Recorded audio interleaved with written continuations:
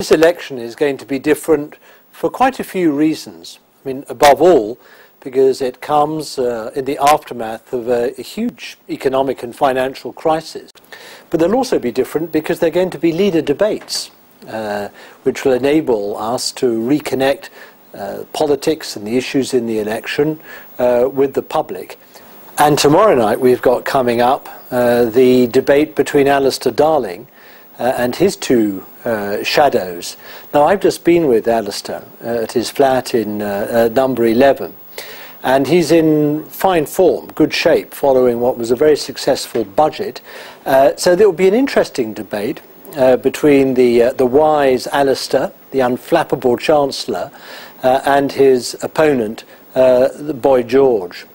And let me just say this about George Osborne, who I've known on and off for a wee while.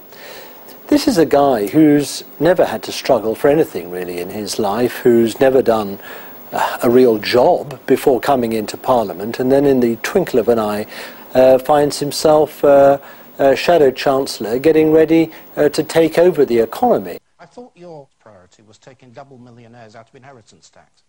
I mean, what's that going to do to create greater equality? That is not my top tax priority. What really struck me about the debate this evening was that George Osborne came fresh from his big policy launch today. He had his script, he had his policies, he had his arguments apparently all lined up. But instead of earning points and gaining credentials this evening, he actually blew it. Because what he was trying to persuade the audience and the viewers at home was that a future Conservative government can cut all your taxes, cut the deficit, and protect your services. You can't. It doesn't add up. There's not money in the bank to pay for it, and money doesn't grow on trees. And I think the audience reaction was very clear. He's the only one of the three who, at the end of the day, didn't gain a single clap from the audience, and all he did was drive away from the studio with his L plate still flapping in the wind.